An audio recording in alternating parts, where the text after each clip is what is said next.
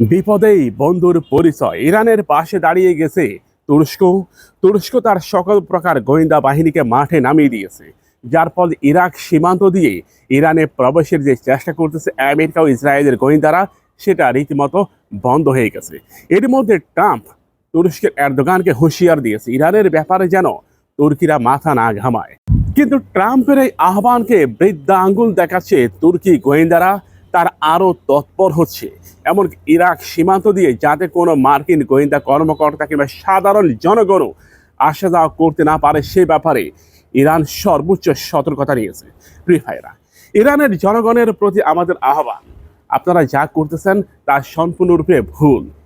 আপনারা ভিনদেশি দাবেদারিকে গ্রহণ করার চেষ্টা করতেছেন, এটা কোনো অবস্থায় গ্রহণযোগ্য নয়।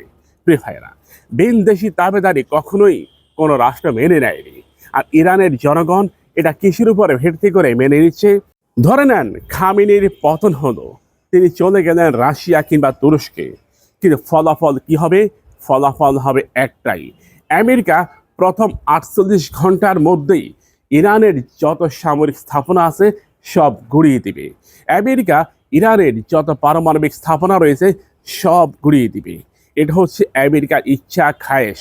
আর ইরানের মধ্যে রয়েছে বিপুল পরিমাণ জ্বালানি, সব আমেরিকা নিয়ে নেবে।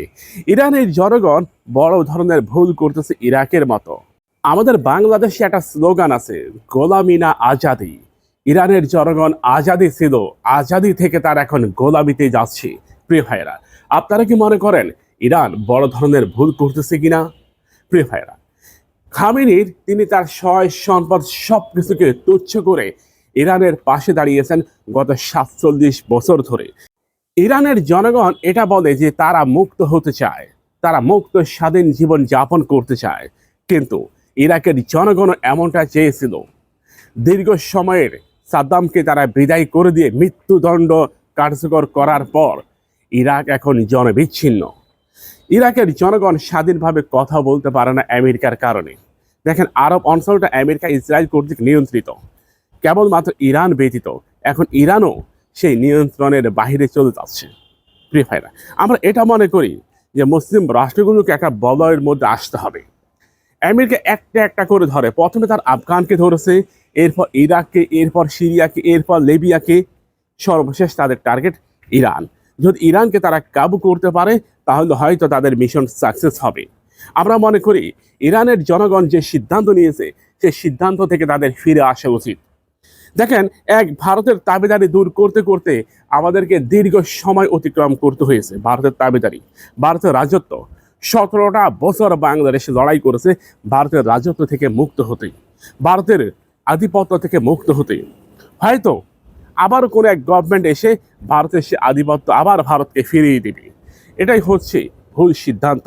বাংলার জনগণ যদি আবারও ভুল করে, হয়তো আবারও বাংলাদেশে ভারতের আধিপত্য তৈরি হবে। আধিপত্যবাদকে নিপাত করার জন্যই জুলাই আন্দোলন হয়েছে, আধিপত্যকে নিপাত করার জন্যই 1983 সালে ইরানি ইসলামী বিপ্লব হয়েছিল। সেই ইসলামী বিপ্লবের পর খামেনিরা দায়িত্ব গ্রহণ করে। এই খামেনিরাই ইরানকে স্বয়ংসম্পূর্ণ করেছে সামরিক খাতে।